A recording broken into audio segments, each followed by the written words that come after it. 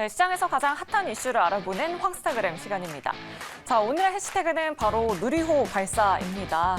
누리호 3차 발사가 드디어 하루 앞으로 다가왔습니다.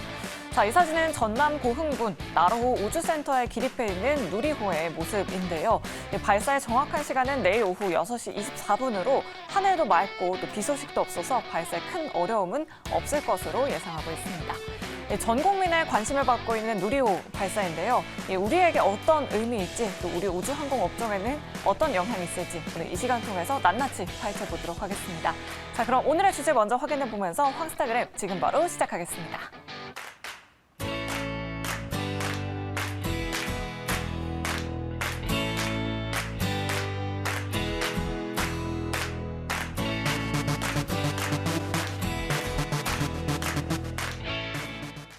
네, 급변하는 시장을 진단하고 그에 따른 대응 전략을 세워보는 시간이죠. 황스타그램 시간입니다. 자, 이번 주 가장 큰 이슈 중에 하나가 누리호입니다. 이 누리호가 내일 발사 예정인데 내일 오후 정확하게 6시 24분에 발사를 한다. 발사할 예정이다. 이렇게 나와 있는데 그래서 오늘 이 시간에는 이제 관련주도 굉장히 좀 많지 않겠습니까? 그래도 관심이 많으신 분들 많을 텐데 자, 유진투자증권의 리서치센터 정의훈 연구원 모셔보고 요 누리호 얘기 한번 좀 우리 짚고 넘어가 보죠. 우주항공 얘기 아주 재밌을 것 같습니다. 자, 안녕하세요. 안녕하십니까. 반갑습니다. 자, 누리호가 드디어 내일 발사가 되는데 이게 6시 24분 네. 정확하게 분까지 나와 있어요. 네, 보통 예. 6시 24분까지 나와 있는데 네네. 이게 발사 당일날 사실 최종적으로 확정이 됩니다. 이게 바뀌는 건가요, 그러면? 이게 그날 변수에 따라서 날씨라든지 이런 변수에 따라서 발사관리위원회가 당일날 시간을 확정적으로 이제 확정짓는데 현재로는 그런 아직까지는 외부 변수가 없기 때문에 네네네. 6시 24분에 발사할 가능성이 현재로는 굉장히 높습니다. 아니 그러면 예를 들어 비가 온다거나 갑자기 바람이 많이 분다거나 그러면 발사가 취소될 수도 있는 거네요. 그럼 연기될 수 있는 거죠. 그래서 실제로 지난 2차 발사 때도 네네. 이제 그런 부분에 대한 결함이 발견돼 가지고 좀 연기가 된 경우도 있었거든요. 그래서 그런 부분을 항상 지금 변수로 작용을 하고 있는데 네네. 현재로서는 지금 현장에서 들려오는 얘기로 따르면 날씨도 괜찮고 기체 결함도 지금 없는 상태여서 네. 순조롭게 진행될 것으로 보고 있습니다. 아니 날씨 영향으로 갑자기 이 진행 상황이 연기가 되고 그러면 관련주도 좀 이렇게 요동치겠네요. 어떻게 보면. 아무래도 좀 영향은 받는데 좀 그런 부분에서 직접적으로 영향을 받는다는 건 좀 어렵게 보고 있어요. 아 그렇군요. 왜 그러냐면 누리호는 이미 다 만들었잖아요. 그렇죠. 이미 발사 성공 실패 이런 거랑은 상관없는 상황이에요. 그렇죠. 그래서 이게 근데 성공하면 이제 그런 상징적인 의미가 있는 거고 실패를 하면 좀 아무래도 부정적일 수는 있겠죠. 네, 이게 내용이 좀 어려울 수도 있어요. 왜냐하면 저도 사실 이쪽에는 좀 공부를 깊하게 좀 깊이 안 해서 그래서 좀 이제 여기 대본에 나와 있는 걸 좀 읽어보면 2022년에 개발 완료한 로켓입니다. 대한민국 최초의 저궤도 실용 위성 발사용 로켓이라고 나와 있어요. 네. 말 자체가 너무 어렵죠. 네. 누리호의 발사로 한국은 세계 11번째 자력 우주 로켓 발사국이 되었고 1톤 이상의 실용 위성을 궤도에 안착시킬 수 있는 7개국 반열에 올랐는데 누리호 개발 사업은 나로호에 투입된 예산 5천억 원의 4배인 2조 원이 투입되는 사업이다. 이렇게 나와 있어요. 자, 그럼 저궤도 실용 위성 발사용은 무엇이고 네. 누리호는 또 우리나라에 어떤 의미인지도 좀 설명을 해 주셔야 될 것 같아요. 왜냐하면 내용이 좀 어렵습니다. 좀 쉽게 좀 부탁드리겠습니다. 저도 근데 이렇게 설명을 들으니까 예, 예. 그냥 처음 들으시는 분들한테 너무 어렵겠다. 어려워요. 네. 이게 되게 어렵습니다. 그래서 말이 너무 어려운데 저희 방송의 가장 큰 특징 중에 하나가 쉽게 전달해야겠다. 쉽게 전달하겠습니다. 그게 또 있습니다. 예. 그러니까 이게 저희가 서울에서 제가 고향이 울산이거든요. 네네. 울산을 가려면 KTX를 타거나 비행기를 타잖아요. 그렇죠. 마찬가지로 지구에서 우주로 가려면 로켓이 필요해요.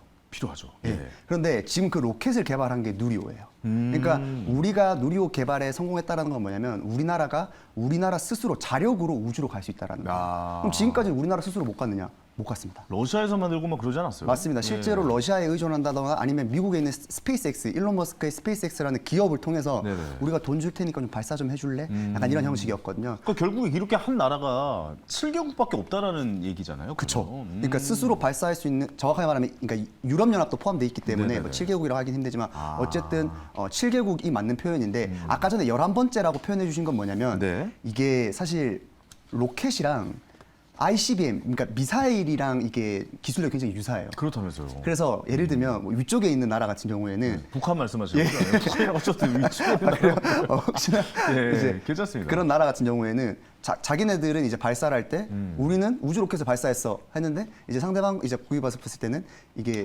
위성을 쏘는 게 아니라 좀 그런 거죠. 미사일에 관련된 예, 그래서 기술을 개발했다 뭐 이렇게 이제 해석이 되어지는 거죠. 그렇죠. 그래서 어떻게 보면 자력으로 이제 한 게 7번째라고 보시면 될 것 같고 네네. 그만큼 이게 이게 상징적인 의미가 있는 이유가 뭐냐면 가장 이게 이 부분에 대한 필요성이 잘 드러난 게 러시아 우크라이나 전쟁 때문이었어요.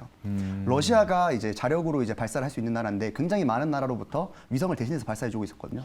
근데 러시아 우크라이나 전쟁이 터지면서 러시아가 약간 그 국제 정세에 의해서 그런 부분들을 다 취소시켰어요, 일방적으로.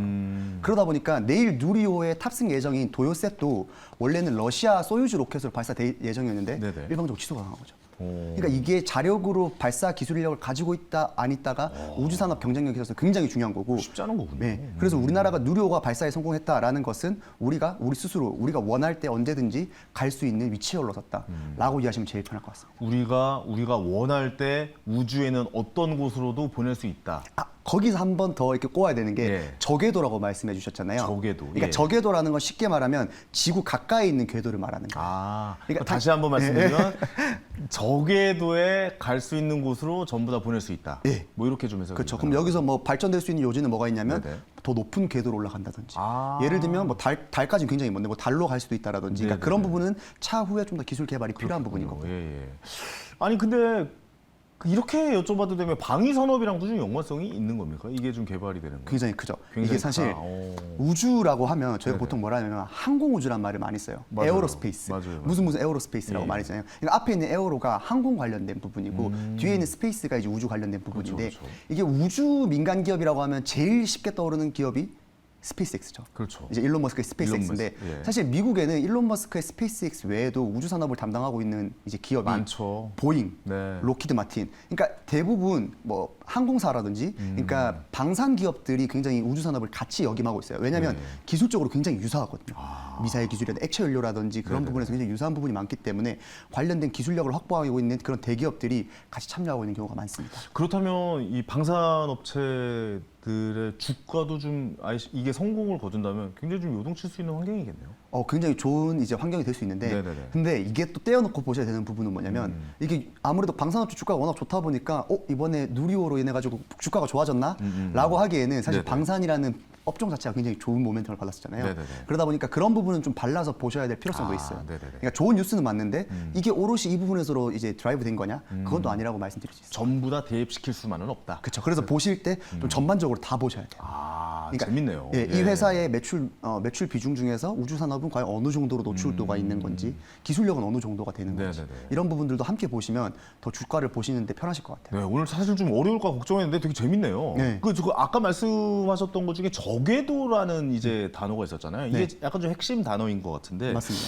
이게 저궤도 위성 통신이 저희가 알고 있는 이번에 일론 머스크가 테슬라에서 우리나라의 그 스타링크인가요? 맞습니다. 강남역에 스타링크 회사 차렸잖아요. 스타링크 코리아. 네. 네, 스타링크 코리아가 들어오면서 인터넷을 이제 저궤도 위성 통신으로 그러니까 사각 지역 없이 전국 어디에서나 뭐 사막 한가운데든 뭐 바다 한가운데든 뭐 지하든 다 통신으로 연결시킬 수 있다라는 걸 이야기를 좀 하는 것 같거든요. 네. 이 저궤도 위성 통신의 전망. 왜냐하면 우리나라는 또 너무 이 통신망이 잘 깔려 있기 때문에 맞습니다. 이게 굳이 필요한가라고 의문을 제기하는 분들이 분명히 계세요. 제가 예. 아까 쉽게 말씀해 주시는 거 좋다라고 말씀하셨잖아요. 네네네. 제가 저궤도 위성통신도 말이 되게 어려워요. 왜냐하면 좀 생소하신 분들이 많은데 쉽게 얘기하면 인터넷 사업입니다. 네네, 그러니까 맞아요. 저희가 지금 SKT, KT, LG 쓰잖아요. 네네. 매달 통신 요금을 내서 쓰는데 그거랑 같아요, 서비스는. 다만 통신 서비스를 제공하는 원리가 달라요. 우리가 쓰고 있는 만약에 SKT 같은 경우, 제가 SKT를 쓰기 때문에 네네네. SKT 같은 경우에는 제가 만약에 이 자리에서 유튜브를 들어간다. 그럼 이 통신 신호가 어디로 됐냐면 가까운 기지국까지 전달이 돼요. 기지국으로. 예, 그렇겠죠. 그리고 기지국부터는 이제 광 케이블로 전 세계가 연결이 되어 있어요. 네. 데이터 센터까지. 그런데 저궤도 위성 통신망은 뭐냐면 그림에서 보시는 바와 같이 네네네. 이 지구 전체를 지구 저궤도를 위성으로 다 덮어요. 도는 거죠, 계속. 예. 예, 그럼 예. 계속 돌죠. 그럼 제가 지구 어디에 있든 통신 신호를 전달을 하는데 가까운 기지국이 아니라 어디로 전달하냐면 위성으로. 위성으로 전달하는 거죠. 이렇게 직접 이렇게 전달이 되는 거죠. 그렇죠. 통신의 예. 매개가 달라지는 거예요. 그럼 이게 어떤 장점이 있느냐? 기존에 있던 지상 통신이라고 하는 것은 네네. 음영 지역이 많아요. 왜냐하면 기지국이 설치가 안 되는 장소들이 많거든요. 맞아요. 도심 안에서도 빌딩 사이에 있으면 잘 안 될 때도 있고, 그쵸. 뭐 이거 아직 좀 통신이 잘 안 가는 것도 있어요. 뭐 쉽게 말해서 제일 네. 흔한 게 에베레스트. 그렇죠. 못 쓰죠. 아니면 더 쉽게 말씀드리면 비행기. 저희가 못 맞네요. 쓰죠. 왜냐하면 맞네요. 하늘에는 기지국을 세울 수가 기지국이 없으니까. 없으니까. 바다, 기지국을 세울 수가 없죠. 그렇죠. 그런 점 인터넷 음영 지역이 굉장히 많고 또 어떤 지역들도 있냐면 인구 밀도가 낮은 지역들이 있어요. 그러니까 이거를 깔아줘야 되는데 통신망을 네네네. 그게 안 되는 지역들이 있기 때문에 그런 부분에 대해서 단점들을 보완해내는 게 적어도 위성 통신망입니다. 그렇군요. 지구 어디에 있든 간에 쓸 수 있기 때문에. 어떻게 보면 이 테슬라가 자율주행에 있어서 굉장히 좀 필요할 것 같다라는 생각이 들어요. 왜냐면 자율주행하다가 인터넷이 끊기거나 이러면 큰일 나잖아요. 그렇다면 이 스타링크를 통해서 자율주행을 더 극대화시킬 수 있다? 그 바다에서도 자율주행을 할 수 있다? 뭐 이런 것까지 다 포함시키는 내용이라고 좀 이해를 해야 될까요? 사실 이 자율주행까지 가려면 좀 시간이 많이 걸리긴 해요. 네네네. 근데 다만 제가 생각했을 때 일론 머스크가 스타링크를 하는 이유는 뭐냐면 뭐예요? 돈이 되니까 그렇습니다. 그렇겠죠. 기업가니까요. 그러니까 예, 예. 이게 왜 좀 쉽게 말씀드렸는데 이게 네네. 왜 그러냐면 일론 머스크의 스페이스X의 목표는 뭐냐면 화성을 가는 거예요. 그렇죠. 그 얘기 근데 맨날 많이 했죠. 돈을 예. 엄청나게 많이 들거든요. 그러니까 일론 머스크가 돈이 엄청 많이 드는데 이게 로켓 발사를 통해 가지고 대금을 받는 거는 돈이 한계가 있어요. 그런데 이 저궤도 위성 통신망이라고 하는 거는 결국에 지구에 있는 음영 지역, 아직까지 통신 음영 지역이 전체 인구의 40% 정도 가량이 되거든요. 네네네. 그러니까 얘네는 지구 전체를 타겟하기 때문에 그렇죠. 그 시장을 먹겠다라는 거예요. 그러니까 인구의 40%라고 하면 거의 30억 정도 되는 건데 그렇죠. 그 시장의 1%만 먹어도 3천만 명입니다. 그러니까 일론 머스크는 이 스타링크를 통해 가지고 자금을 확보한 다음에 나중에 IPO 계획까지 있다고 발표를 했거든요. 그런 걸 통해 가지고 자금을 확보해서 우주 산업의 이제 영역을 확장하겠다라는 게 일론 머스크의 최종적인 목표예요. 결국 스페이스X가 분사하겠다는 얘기겠네요. 그렇죠. 예, 예. 아니 근데 이렇게 되면은 저는 개인적으로 좀 궁금한 게 통신 요금이나 이런 거는 실제로 미국에서 지금 하고 있잖아요. 저기도 통신 위성이. 미국뿐만 아니라 지금 일본에서도 하고 있어요. 예, 일본에서 하고 있잖아요. 네. 그 통신 요금이 좀 비쌀 것 같다는 생각도 드는데 어떻습니까?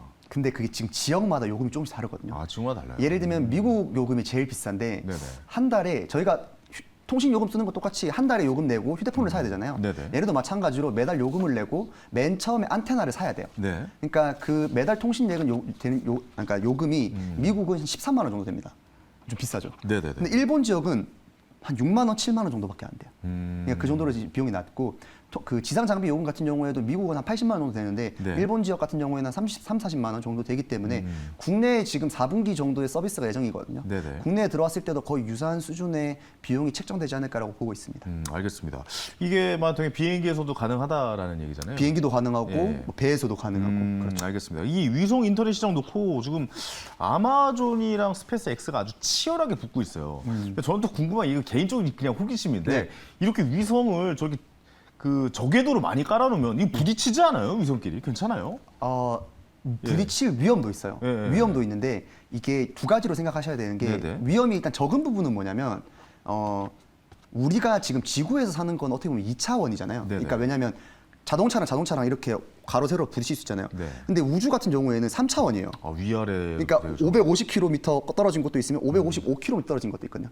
그러니까 얘네가 발사할 때 승인을 받을 때 몇 그러네. 킬로 떨어진지 승인을 다 받아요. 맞네요. 근데 제가 그래도 부딪힐 위험이 있다고 말씀드린 이유는 네. 뭐냐면 이게 궤도를 바꾸다가 부딪힐 위험이 있어요. 한 번씩 궤도를 바꾸거나 아니면 발사하면서 이거를 하다가 그렇겠죠. 이게 부딪힐 위험이 있거든요. 네네. 그래서 실제로 내일 누리호가 발사되는 것도 조심하는 것 중 하나가 뭐냐면 누리호가 발사해가지고 궤도로 올라가다가 다른 위성이랑 거에. 안 부딪힐 그런 부분들이 이제 네, 변수가 되는 거죠. 재밌네요. 네. 그러니까 저는 그 생각을 못했어요. 그러니까 위아래로도 달라지니까 우리나라는 이게 평면이고 이제 중력이 있으니까 땅에 이게 발을 붙이고 있어야 되지. 그쵸. 이게 평면으로 부딪히는데 여기는 위아래 거의 뭐 계속 좀 3차원인 그쵸. 공간이다 보니까 높이가 있는 거죠. 네, 높이가 있고 낮이가 있으니까 이게 또 부딪힐 확률은 더 적다. 하지만 그래도 발사했을 때 부딪힐 가능성, 일말의 가능성은 있을 수 있다. 한 번 부딪히면 근데 큰일입니다. 왜요? 이게 뭐 위성이 그- 사진 보면 되게 예. 그런 것 같잖아요. 이게 총알의 10배 속도로 날고 있어요. 그럼 만약에 이게 엄청 빠르네요. 부딪히잖아요. 예. 그러면 그 파편들이 전부 다 총알의 10배 속도로 날아가게 되는 거예요. 그 지구로 다 떨어질 거 아닙니까? 지구로 떨어지면 오히려 다행이에요. 오. 왜 그냥 지구로 떨어지면 네네. 얘네가 대기권 상에서 불타서 없어지거든요. 근데 네. 얘네가 무서운 점은 뭐냐면 제어력을 잃어버리면 그 네. 파편들이 지구가 멸망할 때까지 돌아요. 어디에 부딪힐 때까지. 무섭네요. 또 예. 그렇게 얘기하니까. 그러다 보니까 야. 우주 쓰레기가 문제가 되는 이유가 바로 네. 그것 때문입니다. 그래서 어딘가에 부딪히기 전까지는 계속 지구 주변을 돌 수밖에 없는 상황이기 때문에 큰 위협으로 다가올 수도 있는 상황이다. 그렇죠. 알겠습니다. 자, 요거 하나 여쭤볼게요. 뭐 대표적인 빅테크 기업이죠. 아마존의 카이퍼하고 스페이스X, 이제 테슬라의 스페이스X. 요 대결의 승자는 누가 될 거라고 예상을 하세요? 어떻게 보십니까? 전 둘 다 승자가 된다라고 보고 있어요. 둘 다 승자가 왜냐하면 될 것이다. 둘이 경쟁하기에는 네네. 시장이 너무 커요.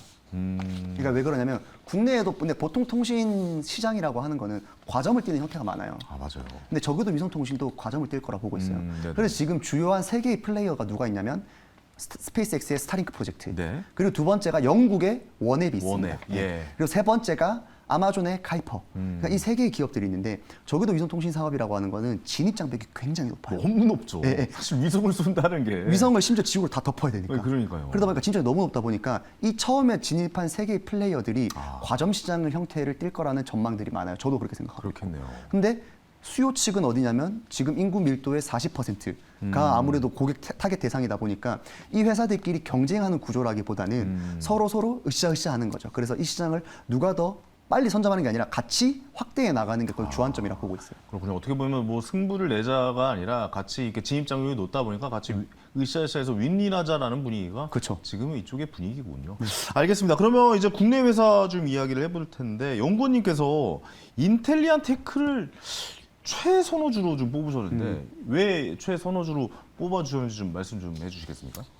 제가 아까 스타링크 서비스를 이용할 때 네. 요금을 두 가지를 내야 된다고 했잖아요. 첫 번째가 네네네. 매달 내는 요금이 있고 그렇죠. 두 번째가 처음에 구매할 때 지상 장비를 사야 된다고 했잖아요. 안테나. 예, 안테나. 예, 예. 그러니까 서비스를 하려면 안테나가 무조건 필요해요. 인텔리안 테크가 그 안테나를 만드는 기업입니다. 근데 어디에 납품을 하냐? 스타링크가 아니라 원앱에 납품을 해요. 아, 원앱에 납품합니다. 예, 원앱을 납품하기 때문에 원앱 서비스가 올해 하반기 중으로 서비스가 시작이 될 예정이거든요. 네네네. 본격적으로.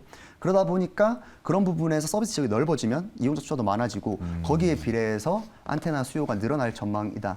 라고 해서 그걸 투자 포인트로 가장 큰 투자 포인트로 말씀을 좀 드리고 싶어요. 네. 테슬라 같은 경우는 이 안테나는 스스로 만듭니까? 테슬라 자체에서? 스페이스X. 네, 스페이스X에서. 네, 자체적으로 만듭니다. 아, 자체적으로 안테나 만들고 네. 위넷 같은 경우는 우리나라에 이제 납품 받는 것도 좀 있고 그렇군요. 우리나라가 벤더예요. 우리나라 인텔리안 테크가 벤더입니다. 아, 그렇군요. 공급 벤더. 테슬라는 욕심쟁이네요. 스페이스X에서 다 이런 거 안테나까지 다 그쵸. 이렇게 섭렵하는군요. 알겠습니다. 아, 이게 자칫 어려울 수 있는 우주 항공 이야기 너무 쉽고 재밌게 풀어서 감사의 말씀드리고 또 이런 이벤트가 있을 때 또 한번 모셔보도록 하겠습니다. 네, 감사합니다. 자, 오늘 말씀 감사합니다. 감사합니다. 네. 자, 이렇게 좀 뭐랄까 좀 새로운 걸 알아가는 게 이 경제의 재미, 이런 돌아가는 이 투자의 재미이지 않을까라는 생각이 듭니다. 자, 오늘 저도 많이 배웠고 우리 시청자 여러분들도 많이 배웠길 진심으로 기대해 봅니다. 저는 내일 저녁 7시에 또 생방송으로 찾아뵙겠습니다. 황현이었습니다. 감사합니다.